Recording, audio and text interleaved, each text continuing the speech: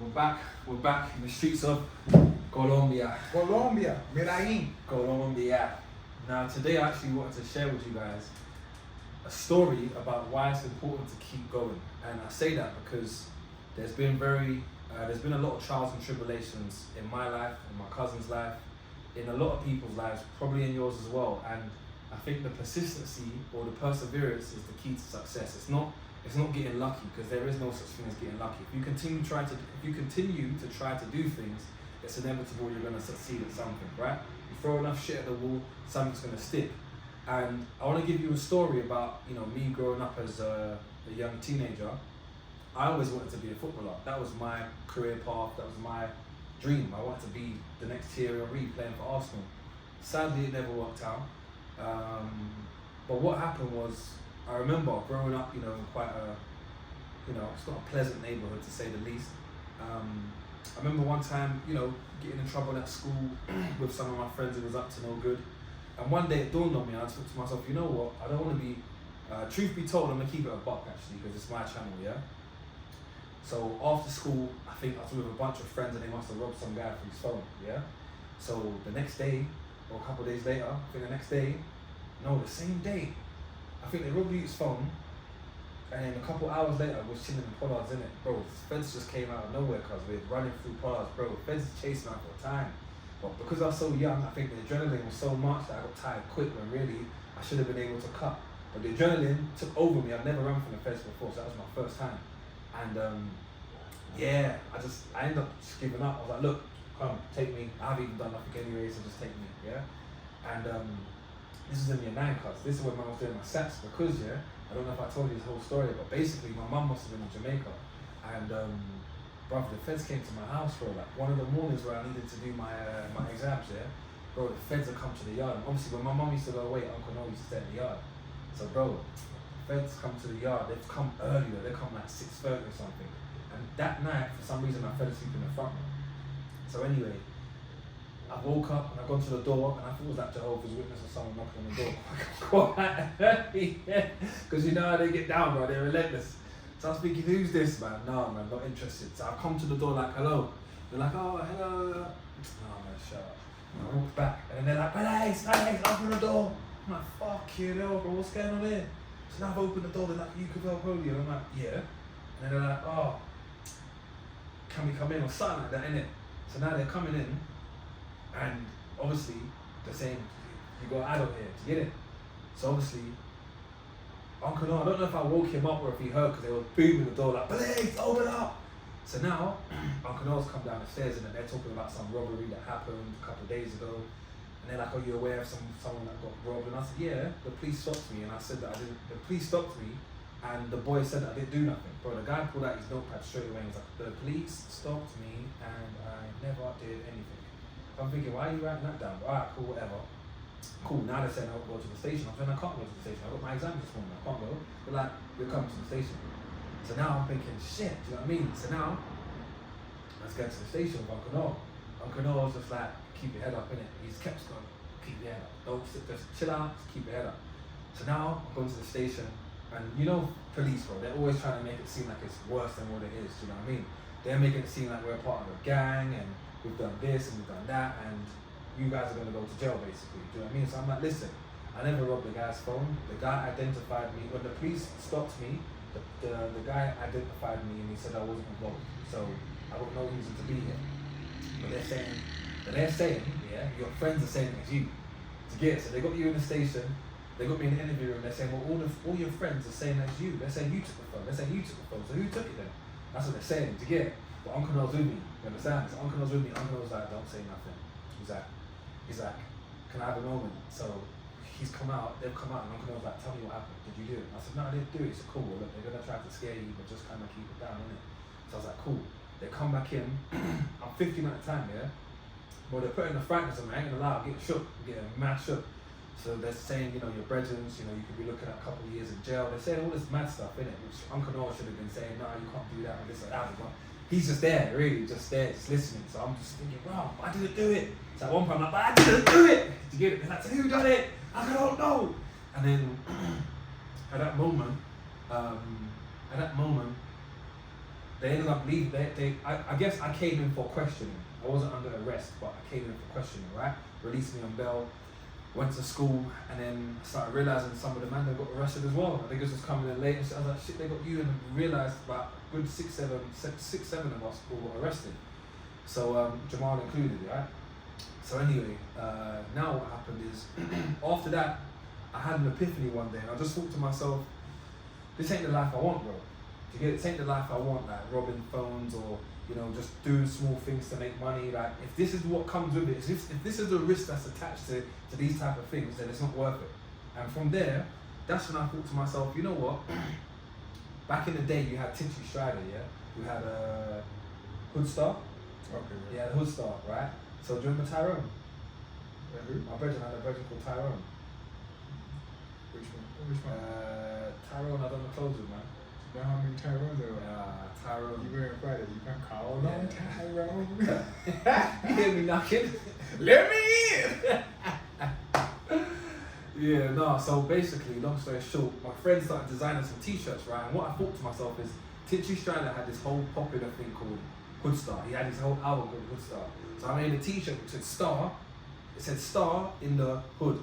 Oh no, his album was called Star in the Hood. And my t-shirt said Hoodstar. So it said Hood and it had the word and it had a star there.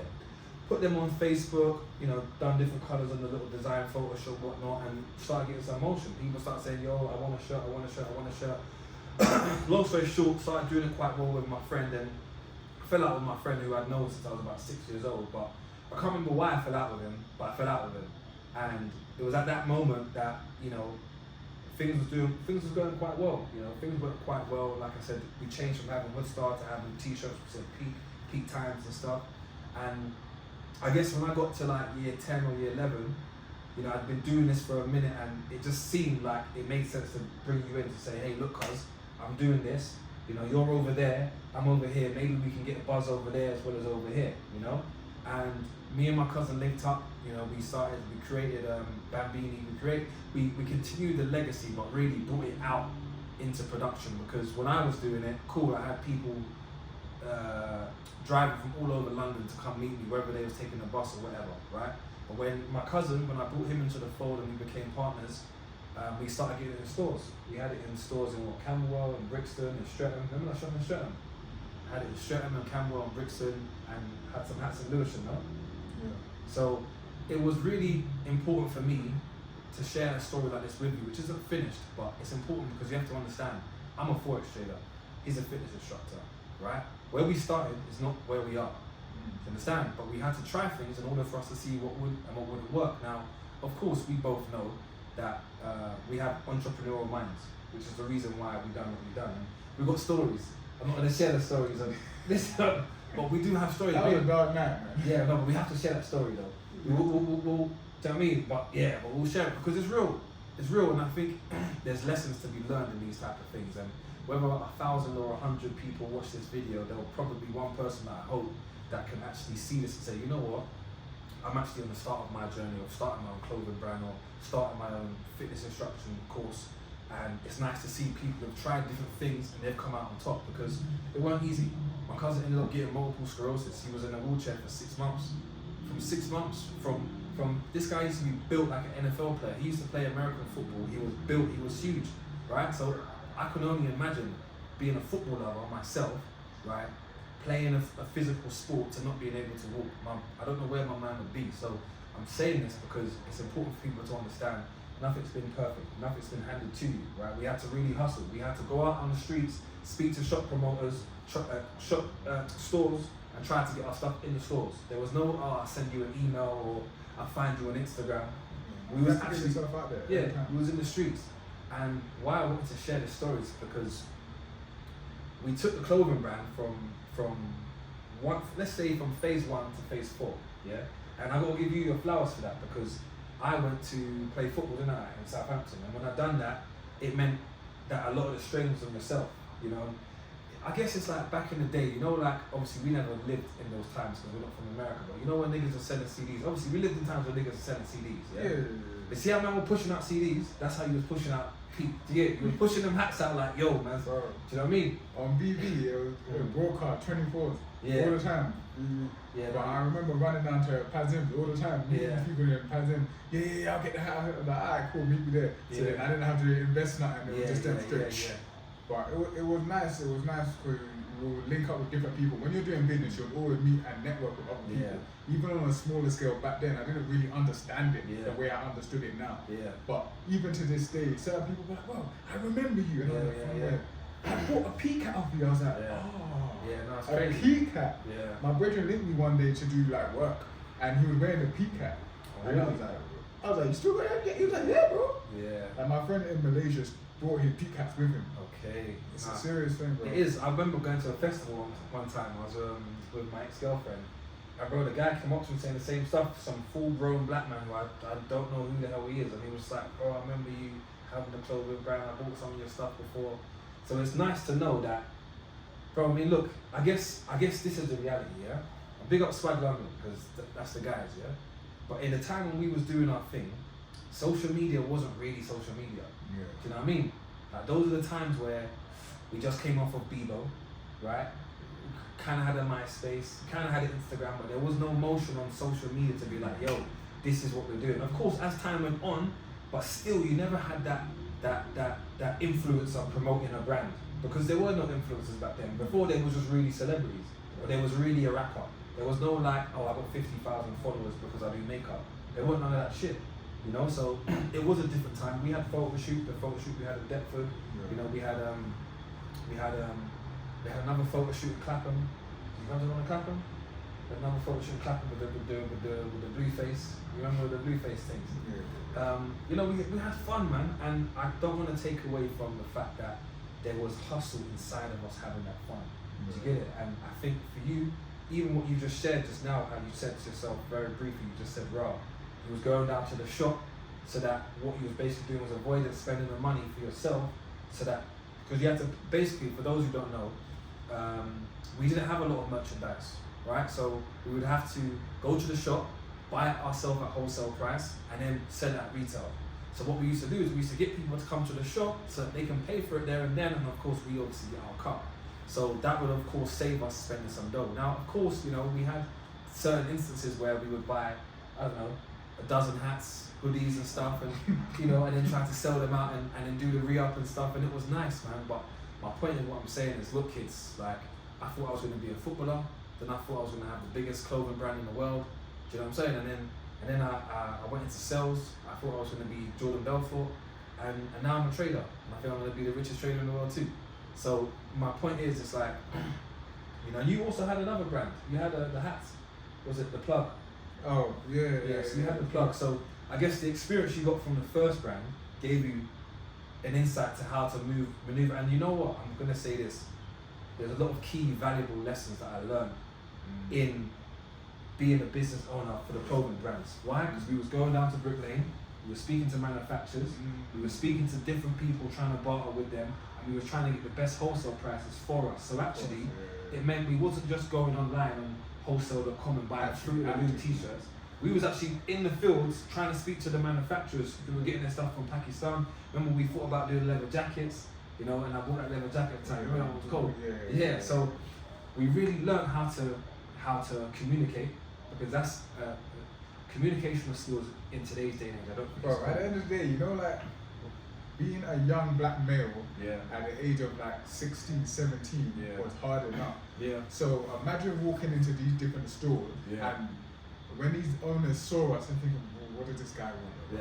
And you actually have to come across and articulate yourself in a certain way that you present your business well and you come across as a respectable young individual, and they're like, no, I want to give this guy a chance because he's trying to make it happen. Yeah, sure. And I feel like that's always very important. How you speak to people, how you deal with people, it always comes back and it's whether or not they respect you, whether they can trust you, and so on and so forth. So definitely a valuable lesson that I've taken along the way. And something I've always tried to learn to build off of. No, of and course. keep on pushing from there, man. And I think for anyone who wants to get into clothing brands or to get into building your own clothing business, I should say so, is you have to really think about going on the ground rather than trying to do things through virtual assistants or through cutting corners. Like we really was going down to Brick Lane.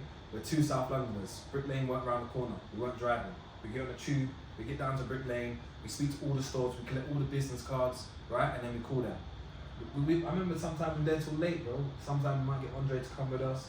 Big up Cuzzy as well. We're driving around, we're getting this card. Is the shop shut? Is it open? I remember one time we was in Brick Lane, it was dark, and we were still trying to get in the store. Like, we got in there, like, yeah, we want to get some t-shirts, you know? So it's important to understand that you have to hustle, man. And I think in this day and age right now, men don't know how to hustle, or men are becoming feminine because there's too much options. There's too much options away from just getting it done.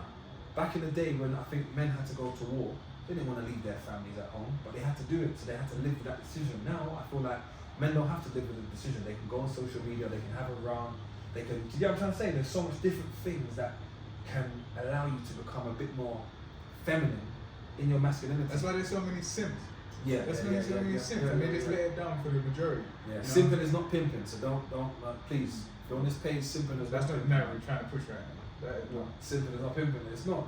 It's a waste of time. It's a waste of money. I haven't got energy for that. Yeah. Listen, I'm turning 32. But that's what it is. That's what it is, yeah. It's people are doing this stuff, they're on YouTube, they're showing you how to raise girls, and people are thinking that it's a game. Obviously, bro, before social media existed, people was always approaching women, right? But now, men are really trying to, and women, okay, the social content realm is taking it to the next level. People are performing mad pranks on people just for views. A man's recording now, then I throw a water balloon at you, then I'm back to just for views. Do you get it? People are doing a lot of crazy stuff. So I don't want to take away from the advice I want to give people. And the advice was, if you're starting something, you have to see it through. Perseverance is the only way you're actually gonna have any amount of success, right? Success will never come to you if you think it's gonna come to you. It will only come to you if you go out there and try to get it. People say, pray for it and you'll receive it. Listen, yeah, I'm a Muslim, and I'm gonna tell you this. I don't pray to Allah to give me things. I pray to Allah to give me the strength to go out there and get it, right? God's blessed me with 2 hands, 2 feet, and a working body. Alhamdulillah. I need to go out there and get it. And it's the same with us. It's the same with us. What we had to do when we built our clothing brand. It's the same what we've had to do now when I've built my trading business. He's built his own fitness business, right? It's the same thing. He's now written a book. These are things that you can only do when you have the strength to persevere and go through the darkest nights, man. Sometimes your nights are gonna say, look, this ain't worth it. Let me go back to a 9 to 5. Let me pick up let me go back to the trap. Do you know what I mean? Let me go out to the trap. Let me do things that I could, side money. But no, I want to build an empire for myself. So yeah, I really want to encourage anyone who's watching this to understand there is a process. There's a process to success, and we're living proof of that. We're not where we want to be, but we're on the way. And if I'm really grateful for you, because I don't have any cousins that I've shared a business with. Obviously, older cousin Andre, but I'm saying we're the same. Big up cousin. But we're the same age. Do you know what I'm saying? We're basically the same age. I know you're a few months older or whatnot, but we're the same age, and we went through life basically together. So it was nice to kind of have someone. I wasn't 4 years older, or 4 years younger, who I had to teach, even though I had to teach you a lot of stuff. But it was nice to just be able to, let's push this together. And of course, I think the success that we had in that business, or the way we treated people in that business, is the reason why people would still approach us today and say, hey, I remember you was my man. Do you get what I'm trying to say? So it's always good to be respectful. Like you said, you've got to put your best foot forward, you've got to articulate yourself in the best way, and you have to see it through, man. You have to see it through. We're here in Colombia. We're not here to talk about no nonsense. Look, my YouTube channel is not for nonsense, right? I give you guys a lot of gems for trades, but I also try to give you guys a lot of free game, because I tell you this for free, yeah? This is for free. You see, when I was growing up, I didn't have people around me that was giving me knowledge. I didn't have that, right? And you can say, because you didn't have a dad or whatever. No, it's not even that. We're kind of living in a discombobulated, black people tend to live in a discombobulated family hierarchy or family ecosystem, that the information, the wisdom from the grandfather doesn't get passed down to the father, and the father doesn't pass it down to the son, or if it does, there seems to be some type of breaking link. And that's important, because when you look at Asian households, their grandparents will still live in the same house with the parents. But what does that do? Well, that allows the kids to now be around the grandparents to hear about stories and to learn about their culture. These are things that are, you know, brushed under the carpet because there's so much different vices now that we can use to distract ourselves from what's actually real. So there needs to be some type of element of wisdom or guidance, guidance or wisdom that you can receive from people in life that could just help you avoid making mistakes that should be easily avoidable. You know, when they say don't touch the stove because it's hot, and they say, well, if you don't hear, you must feel, and you have to feel it for yourself to know. Well, what about if someone showed you their hand, a neighbor, and said, yo, look, if you touch the stove, this is what happens. That is the wisdom I'm talking about. That is a disconnect that most people don't have. And in this day and age, anyone who does have informational knowledge, they want to charge you for it. So we're not trying to charge you for nothing, but what we are going to do each day that we're here, I'm actually going to make this pact. Each day we're here, we're going to upload a video and tell them something, man. Tell them something new, tell them something that can help. And of course, you lot should let me know in the comment section if you can relate to anything that I've spoken about. Whether you've had a clothing brand before, whether you started a business and it didn't work. Whether you started a business and it didn't work. Let me know in the comment section how you guys feel about being in the entrepreneurial life. Maybe you guys have been down to Brick Lane, maybe you guys have started your business or you're 4 years deep or you gave it up. Let us know what you think, and love for the love. Just to add some extra emphasis on what you're saying, whether you're starting a business or any sort of journey, do the research, the necessary research in whatever you're trying to start. Yeah. Don't just jump into things. Don't be moving irrational, erratic, anything like that. Do your research first, and please do not cut any corners. Yeah. Don't cut any corners. Don't try and do any slapdash thing, because your business is a reflection of you. So with that being said, you want that reflection to be as best as possible. Yeah. You don't want people to be criticizing it and making you go home like, I should have. Yeah. Or people making these unnecessary suggestions because you know better. Yeah. So do the research that you need to do in order to elevate your business, be able to present your business in the best possible light. Yeah. Like without that, you have to stand on business, man. You're lost. Gucci man said, the bitch can't get lost in the sauce, man. Don't get lost in the sauce. So yeah, big up yourself. Let's go and enjoy the nightlife. Can they see the view from it as well? They can see the view, but they can't. Let me bring it over. I should have. Look at that view. We got to go see the lights. Oh. Look at that, guys. Colombia. Plata or Plomo. So yeah, this is it, man. It takes for you sometimes to step outside your comfort zone, to appreciate things like this, being in different countries, different cultures. I live in Dubai, so I rarely tend to see any natural grass or trees. So to see this, it's refreshing, man. To be here with good company, good memories. Peace.